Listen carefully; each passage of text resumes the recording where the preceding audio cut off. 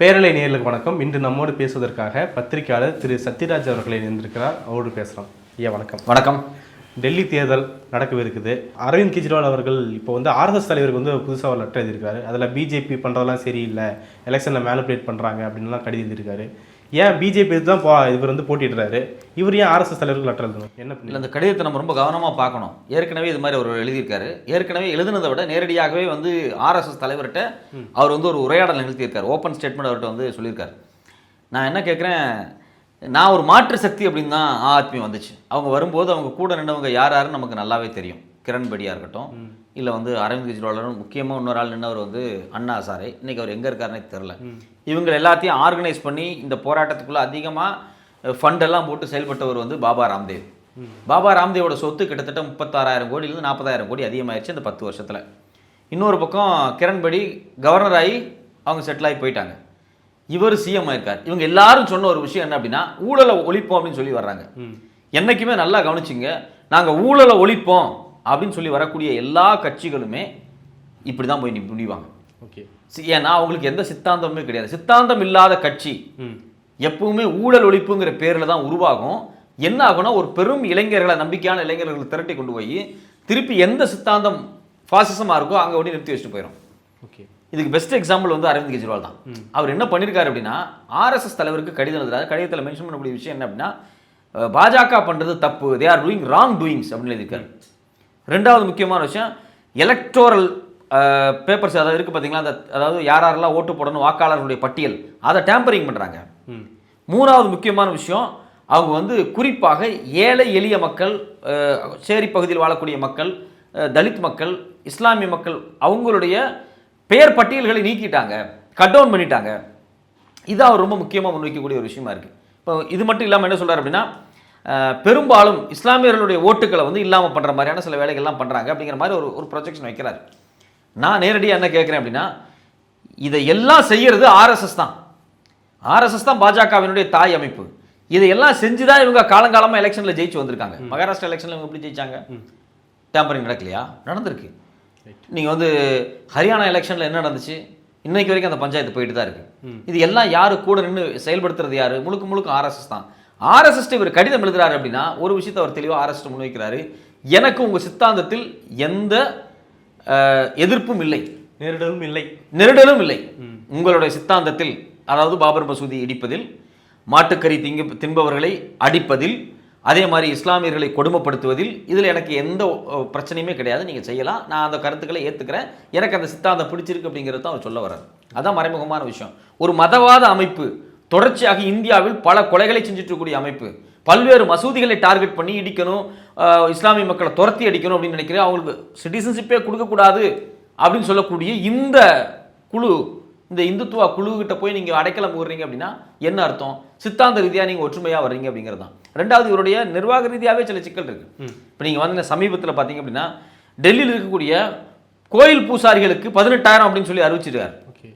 ஒரு ஸ்கீம் கொண்டு வந்தார். 18,000 பெண்களுக்கு 2,100 டெல்லியில் அறிவிச்சாங்க ஒரு ஸ்கீம். அது எல்லாருமே இந்தியா முழுக்க அறிவிச்சிட்டு இருக்காங்க. மத்திய பிரதேசோட வெற்றிக்கு தான் காரணம், மகாராஷ்டிரா வெற்றிக்கு தான் காரணம். பல்வேறுபட்ட பாஜக மாநிலங்களும் அந்த பெண்களுக்கான உரிமை தொகையை அறிவிச்சிருக்காங்க. தமிழ்நாடு தான் முன்னோடியாக இருக்குது. முக்கியமான விஷயம் என்ன அப்படின்னா, பூசாரிகளுக்கு 18,000 அப்படிங்கிற பெஞ்ச் மார்க் இருக்குது பார்த்தீங்களா, அது எங்கேருந்து அவர் ஃபிக்ஸ் பண்ணுறாரு? யாரை சாட்டிஸ்ஃபை ஃபிக்ஸ் பண்ணுறாரு? டெல்லியில் இருக்கக்கூடிய பார்ப்பன உயர் சாதியை தன்வயப்படுத்துவதற்காக. ஏன்னா அவங்க பெரும்பாலும் ஆர்எஸ்எஸ்காரங்க தான். அந்த ஆர்எஸ்எஸ் கும்பலை தன்னோட இணைச்சிக்கிறதுக்காக, சித்தாந்த ரீதியாக, கருத்தியல் ரீதியாக, இப்போ நீங்கள் என்னங்க ஒரு 18,000 ரூபா நீங்கள் பூசாரி கொடுத்தா உடனே அது ஆர்எஸ்எஸ் இணைக்கிறதா அப்படின்னா, பெரும்பாலானவங்க அதுக்கு ஆர்எஸ்எஸ் தான் இருக்காங்க பூசாரிகளாக டெல்லியை பொறுத்த வரைக்கும் பல மந்திரிகளில். அப்போ அவங்க இவர் நம்ம ஆளு, அரவிந்த் கெஜ்ரிவால் நம்ம ஆளுங்கிற ஃபீல் அவங்க ஏற்படுத்தினா தான் ஆர்எஸ்எஸோட சுமூகமான உரையாடல் நிகழ்த்த முடியும். அதுக்காகவே அவர் இந்த திட்டத்தெல்லாம் சொல்கிறார். ஸோ பொலிட்டிக்கலாக அவருக்கு நிறைய டிஃபரன்ஸ் இருக்குது, ஒரு ரைவலரியாக இருக்கார். ஐடியாலஜிக்கலாக there is no rivalry between பாஜக அண்ட் அரவிந்த் கெஜ்ரிவால். ஸோ இப்போ அந்த இடம் தான் அவங்களுக்குள்ள ஒரு பொருத்தமாக இருக்குது. அதனால தான் அவர் ராமர் கோயிலுக்கு போகிறாரு. அவரால் ஈஸியாக போக முடியுதுல்ல. ஏன் ராகுல் காந்தி போல? அவர் ஐடியாலஜிக்கலாக அவர் ஏற்றுக்கல. ரைட். இப்போ நாம தமிழ்நாட்டில் இருக்கக்கூடிய எந்த கட்சி தலைவரும், குறிப்பாக திமுக போக மாட்டாங்க. ஏன்னா அவங்களுக்கு தெரியும் ராமர் கோயில் எப்படி கட்டப்பட்டுச்சு. பாபர் மசூதி இடிச்சு அதுக்கு பிறகு பெரிய கொலைகள் நடந்து, அது தொடர்ந்து குஜராத்தில் கலவரம் அதில் கொலைகள் நடந்து, மக்கள் செத்து கொடூரமாகி மிகப்பெரிய இனப்படுகொலை நடந்து, அதுக்கு பிறகு கட்டப்பட்ட ஒரு கோயில். எந்த இந்துவுமே அந்த கோயிலுக்குள்ள போக மாட்டான். ஏன்னா அவனுக்கு ஒரு நெருடல் இருக்கும். பல்வேறு ரத்தத்துக்கு பிறகு கட்டப்பட்ட ஒரு கோயில் ஐடியாலஜிக்கலாக ராங்கு. ஸோ அந்த ஐடியாலஜிக்கலாக ராங் அப்படிங்கிறத வந்து எந்த கட்சி அந்த ஐடியாலஜியை புரிஞ்சுக்குதோ அந்த கட்சிக்காரன் போக மாட்டான். பட் இவர் ஏன் போறாரு? இவர் தானே காமிச்சுக்கிறார், இல்லைல்ல நான் வந்து ஆர்எஸ்எஸ் ஐடியாலஜி அப்படிங்கிறத ஒரு வெளிப்படையாக காமிச்சுக்கிறாரு. அவர் இப்போ எழுதின அந்த கடிதம் ரொம்ப முக்கியமானதாக இருக்குது. இல்லை இது இவருக்கே தானே பேக் ஃபயராக அமையும். இப்போ இவரும் பிஜேபியும் ஒன்றுனா ஆர்எஸ்எஸும் ஒன்றுனா மக்கள் யாருக்கு ஆபீஸாக பிஜேபி போட்டலாம் தானே போவாங்க. இங்கே தான் ரொம்ப முக்கியமான விஷயம். இந்த ஃப்ளோட்டிங் பாப்புலேஷன் ஒரு 15% ஓட்டு இருக்கு. இந்த ஓட்டு ஒன்று பாஜகவுக்கு போகும், இல்லை ஆத்மிக்கு வரணும்.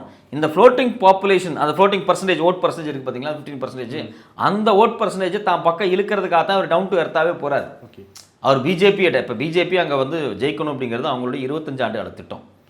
மொத்த லாண்ட் ஆர்டர் அவங்க கட்டுப்பாட்டில் தான் இருக்குது. கடந்த 2 வருஷத்தில் மோசமான லாண்ட் ஆர்டர் டெல்லியில் இருக்குது. இதெல்லாம் சொல்லி அவங்க பிரச்சாரம் பண்ணி ஓட்டு கேட்டிருக்கலாம். பாஜகவை பாருங்க லாண்ட் ஆர்டர் சரியில்லை, அவங்க 2 வருஷமா வந்து நம்மளோட மாநில யூனியன் பிரதேசனுடைய உரிமையை காலி பண்றாங்க. எல்லாமே அமித்ஷா கட்டுப்பாட்டில் தான் இருக்கு. யூனியன் கவர்மெண்ட் தான் வந்து ஹோம் மினிஸ்ட்ரி தான் வந்து டெல்லியினுடைய யூனியன் பிரதேசத்தினுடைய கட்டுப்பாட்டு அவங்க கையில், கேபிட்டலோட கட்டுப்பாடு அவங்க கிட்ட தான் இருக்கு. அவசர அவசரமா சட்டம் போட்டு இவர்கிட்ட அதிகாரத்தை ஆளுநர் தூக்கி கொடுத்தாங்க. ஆமா, உங்களை கைது பண்ணி ஜெயிலில் வேற போட்டாங்க. நீங்க அது அரவிந்த் கெஜ்ரிவால் மட்டும் கிடையாது, மணிஷ் சிசோடியா போனாரு, சஞ்சய் சிங் போனார், எல்லாருமே போனாங்க. கட்சியில் முக்கியமான 4 பேர் உள்ள தூக்கி வச்சாங்க. இதெல்லாம் யார் செஞ்சது? இது முழுக்க முழுக்க பாஜக மட்டுமே செஞ்சது அப்படின்னு சொல்லிட முடியாது. பின்புலத்தில் ஆர்எஸ் இருந்திருக்காங்க. அவங்க என்ன அவருக்கு தெரியும், ஆனா ஏன் அப்படி இல்ல அவர் என்ன பண்றாரு அப்படின்னா, இந்த நேரத்தில் பாஜகவுக்கும் ஆர்எஸ்எஸ்க்கு இடையில இருக்கக்கூடிய ஒரு கருத்தியல் டிஃபரன்ஸ் இருக்கு இல்லையா, அந்த கருத்தியல் டிஃபரன்ஸ் அப்படின்னு எதை சொல்ல வர அப்படின்னா, யார் தலைவரா வர்றது அப்படிங்கிற கருத்தியல் டிஃபரன்ஸ், ஐடியாலஜிக்கல் டிஃபரன்ஸ் அப்படின்னு தப்பா எடுத்துக்கூடாது. ஸோ மோடி வேண்டாம் வேற ஆள் வரணும் அப்படின்னு அவங்களுக்குள்ள ஒரு உரையாடல் நடந்துகிட்டே இருக்கு தொடர்ச்சியா. ஒரு வாரமா ஒரு வாரம்னா ஒரு 4-5 மாசமா நடக்குது. கடந்த வாரம் கூட பாத்தீங்க அப்படின்னா ஆதித்யநாத் வந்து ஒரு பேட்டி கொடுத்துருக்காரு. அதில் வந்து இந்த கும்பமேளா வரப்போகுதுங்க, லட்சக்கணக்கான சாமியார்களை பூசாரிகளை இந்தியா முழுக்க இருக்கக்கூடிய இந்துக்களை உத்தரப்பிரதேசத்துக்கு கொண்டு வரதுக்கான வேலைகளை அவங்க செஞ்சுக்கிட்டு இருக்காங்க தீவிரமா. அப்போ கோயில் மந்திர் இஷ்யூஸை பற்றி அவர் கேட்கும்போது அது நியாயமான பிரச்சனை அப்படின்னு தான் அவர் பேசிட்டு இருக்காரு. ஆர்எஸ்எஸ் தலைவர் வேற மாதிரி பேசிட்டு இருக்காரு. அப்போ இந்த கருத்தியல்ல அவர் ஆர்எஸ்எஸ் ஹெல்ப்புக்கு கூப்பிடுறாரு பாஜகவுக்கு எதிராக. அது எப்படி நடக்கும்? நடக்கவே நடக்காது. அவர் என்ன ஃபீல் பண்றாரு அப்படின்னா, ஆர்எஸ்எஸ் கேடட்ஸை முழுக்க முழுக்க கிரவுண்ட்ல இறக்கி விட்டு நமக்கு வேலை பார்க்க சொல்லுவாங்க அப்படின்னு ஒரு எதிர்பார்க்கிறாரு. இது மிக மோசமான ஒரு ஸ்ட்ராட்டஜி. 10 நாளைக்கு முன்னாடி 3 நாள் கூட்டம் நடந்துச்சு டெல்லியில். இன்னும் சொல்ல போனால் அது வந்து ரொம்ப சீக்ரெட்டாக உரையாடப்பட்ட விஷயங்கள் உள்ள, அது வந்து மீட்டிங் நடக்குதுங்கிறது எல்லாத்துக்கும் தெரியும். ரொம்ப ரொம்ப ரொம்ப கான்சியஸாக நடத்தப்பட்ட கூட்டம். அதில் யார் யார் பங்கு பெற்றிருக்காங்க அப்படின்னா, பிஜேபிக்கும் ஆர்எஸ்எஸ்க்கும் இடையில் இருக்கக்கூடிய இந்த வேலை திட்டங்களை கோஆர்டினேட் பண்ணுறதுக்கான ஒரு ஆள் தயானந்த் அப்படிங்கிற ஒரு ஆள், அவர் தான் அந்த நிகழ்ச்சியை வந்து கோஆர்டினேட் பண்ணுறாரு. அதில் யார் யாரெல்லாம் போகிறாங்க பாருங்க.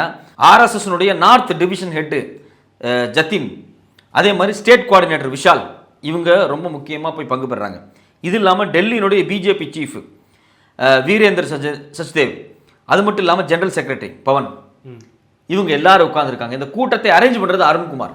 இந்த அருண்குமார் யார் அப்படின்னா, ஆர்எஸ்எஸ்ஸால் எலிவேட் பண்ணப்பட்டு பிஜேபி ஆர்எஸ்எஸ் இடையில நடக்கக்கூடிய வேலை திட்டங்களை கோஆர்டினேட் பண்ணக்கூடிய முக்கியமான ஒரு தலைவர். ஓகே, இவர் தான் மகாராஷ்டிரா எலெக்ஷனுக்கு இந்த ப்ரோக்ராம் கோஆர்டினேஷன் நடந்துச்சு பார்த்தீங்களா, கேரளாவில் ஒரு கூட்டம் நடந்துச்சு, டிஸ்கஸ் பண்ணியிருக்கோம் பாலக்காடு. இது எல்லாமே அவர் தான் பண்றாரு, அருண்குமார் தான். எனக்கு மேபி சொல்ல முடியாது, இந்த அருண்குமார் ஆர்எஸ்எஸ் அடுத்த முகமதுக்கு பிறகு ஒரு தலைவராக வர்றதுக்கான வாய்ப்பு இருக்கு. ஓகே, என்னோட தனிப்பட்ட பர்செப்ஷன், அவங்க அஃபீஷியல் கிடையாது, வாய்ப்பு இருக்கு அப்படின்னு தான் நான் ஃபீல் பண்றேன். ஏன்னா பிஜேபி ஆர்எஸ்எஸ் பாடை இவர் தான் சமன்படுத்திக்கிட்டு இருக்காரு.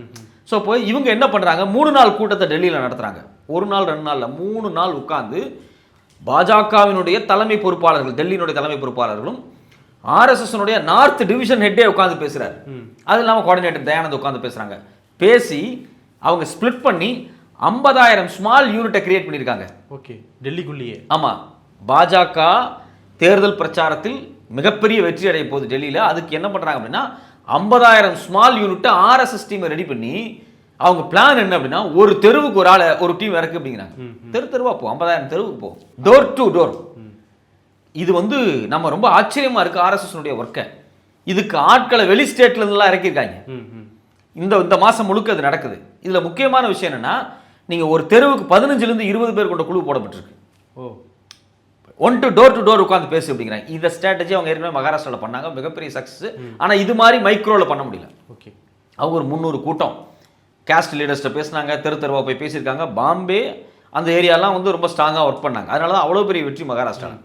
இப்போ இது டெல்லி அப்படிங்கிறது சின்ன ஸ்பேஸில் இவங்க கிட்டத்தட்ட 50,000 கூட்டத்தை போட்டிருக்காங்க. இந்தியன் எக்ஸ்பிரஸ் எழுதியிருக்காங்க அவங்களுடைய ஒர்க் என்னென்ன பண்ணிட்டு இருக்காங்க அப்படின்னு. ஸோ அப்போ இந்த சூழ்நிலையில் ஆர்எஸ்எஸ் இவ்வளவு தீவிரமாக இறங்கி பாஜகவுக்காக வேலை பார்த்துக்கிட்டு இருக்கு. நீ ஒரு முட்டாள். இது தெரியாம நீ போய் RSS தலைவர் கடிதம் எழுதி உதவி கேட்டுட்டு இருக்கீங்க. நீங்க எப்படி ஒரு மாநிலத்தோட சீஃப் மினிஸ்டரா இருக்க முடியும்? நீங்க எப்படி ஊழலை ஒழிக்க முடியும்? நீங்க எப்படி ஒரு ஸ்ட்ராட்டஜிஸ்டா இருக்க முடியும்? அந்த கேள்விதான். இப்போ ஊழல் ஒழிக்கணும்னு சொல்லி தான் அரவிந்த் கெஜ்ரிவால் வராரு. ஆமா, ஊழலுக்கு பாதுகாப்பா இருக்கிற அரசு போய் அணுகிறாருன்னா அது என்ன விஷயம் புரியல. அவருக்கு ஆட்சி அதிகாரத்தை தக்க வச்சுக்கணும். ஊழல் ஒழிப்பெல்லாம் சும்மா கண் துடைப்பு. ஊழல் ஒழிப்பு அப்படிங்கிறதெல்லாம் அவருக்கு வந்து அப்படி பார்த்தா அவர் ஏன் வந்து இந்த வழக்குகளில் மாட்டுறாரு? அவர் ஏன் ஜெயிலுக்கு போறாரு? அவர் மேலே அது பொய் குற்றச்சாட்டு அப்படின்னு சொன்னாலும் கண்டிப்பாக கார்ப்பரேட் இந்த லிக்விட் டெண்டர் விட்டாங்க பார்த்தீங்களா, அதில் சில பணங்கள் கைமாறப்பட்டிருக்கு அப்படிங்கிறதுக்கான உண்மையான சில டாக்குமெண்ட் இருக்குது. இது வரைக்கும் ப்ரூவ் பண்ணப்படலையே தவிர கண்டிப்பாக இருக்கும். ஏன் அப்படின்னா ஒரு கம்பெனி நீங்கள் கான்ட்ராக்ட் கொடுக்கும்போது தேர்தல் செலவுல அவங்க பார்த்து தான் செய்வாங்க. இது இயல்பாக நடக்கக்கூடிய முதலாளித்துவ கட்சி அமைப்பில் நடக்கக்கூடிய வேலைகள் தான். இந்தியா ஒரு கேபிட்டலிஸ்ட் நேஷன். இங்கே ஜெயிக்கணும் அப்படின்னா கார்ப்பரேட் நிதியை வச்சு தான் ஜெயிக்கணும். வேற வழியே கிடையாது. அவங்களுக்கு தான் கொண்டு கொட்டுறாங்க கடந்த 1990களுக்கு பிறகு. நீங்கள் இப்போ தேர்தலில் ஜெயிக்கணும் அப்படின்னா ஏதோ ஒரு காம்ப்ரமைஸ் கார்ப்பரேட்டை போய் தான் ஆகணும். அவனுக்கு நீங்கள் ஒரு லிக்கர் பாலிசி டெண்டர் கொடுக்க போறீங்க அப்படின்னா கண்டிப்பாக அவன் சும்மாலாம் கொடுக்க மாட்டான். அவன் உங்களுக்கு ஒரு ஆதாயத்தை செய்வான், நேரடியாக செய்ய மாட்டான், தேர்தலில் செய்வான். இது இயல்பாக நடந்திருக்கும். இப்போ இது கரப்ஷன் தான். இது எல்லா கட்சியும் பண்ணி தான் தீரணும். அதனால தான் திருப்பி சொல்ல வர்றேன், வெறும் முதலாளித்துவ சமூகத்தில், முதலாளித்துவ பொருளாதார அமைப்பில், முதலாளித்துவ அரசு பொருளாதாரத்தில் ஊழல் என்கின்ற பெயரை சொல்லி ஆட்சி அதிகாரத்துக்கு வரக்கூடிய எல்லாருமே ஆபத்தானவர்கள், இன்க்ளூடிங் விஜய். ஓகே, ஊழல் ஊழல்னு சொல்லி வரக்கூடியவங்க எல்லாருமே இதான் சொல்லுவாங்க. நான் நினைக்கிறேன் சித்தாந்த ரீதியாக நீங்க என்ன ஆல்டர்னேட் எக்கனாமிக் ஸ்ட்ரக்சர் வைக்க போறீங்க? ஒன்றும் கிடையாது. நீங்க என்ன சோசியலிஸ்ட் அறிவிக்க போறீங்களா? கிடையாது. நீங்க இல்ல கோர் செக்டர்ஸ் எல்லாத்தையும் நான் கொண்டு வந்து ஒரு சோசியலிஸ்ட் பேட்டர் ஆஃப் எக்கானமி பண்ண போறீங்களா? கிடையாது. எல்லாமே கார்பரேட்டிசம் இருக்கு. ஸோ கார்பரேட்டைஸாக இருக்கக்கூடிய கேபிட்டலிஸ்டாக இருக்கக்கூடிய எக்கானமியில் கரப்ஷனை மையமாக வச்சு வரக்கூடிய எல்லாருமே இப்படி தான் போய் நிற்பாங்க. இவங்களுக்கு வேற வழி இல்லை, நேரடியாக RSS போயிட்டாங்க. நான் எனக்கு நீ கம்யூனிஸ்ட் ஹெல்ப் கேட்க வேண்டியதானே?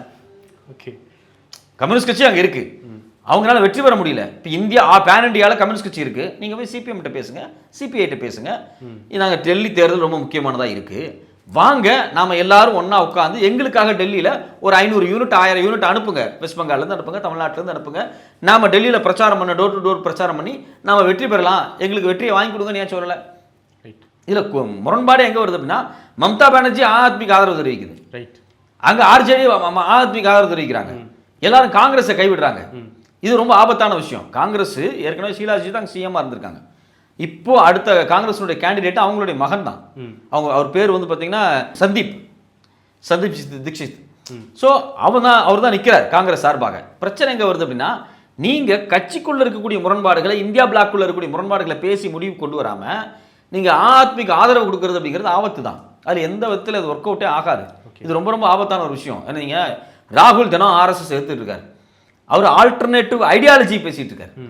அவர் என்ன சொல்ற வர்றாருன்னா, இந்தியாவை வந்து சோசியலிச நாடா மாற்ற பற்றி அவர் பேசல, குறைஞ்சபட்சம் பப்ளிக் செக்டர் யூனிட்ஸை பாதுகாக்கணும்னு அவர் பேசிட்டு இருக்காரு. இந்தியாவில் 326 பப்ளிக் செக்டர் யூனிட் இருக்கு, PSUs, நவரத்னா அப்படின்னு சொல்லி ஒரு பெரிய பட்டியல் இருக்கு. 200 லட்சம் கோடி சொத்து அதுக்கு. அதை ஒன்றுன்னா அவங்க வித்துட்டு வந்துட்டு இருக்காங்க.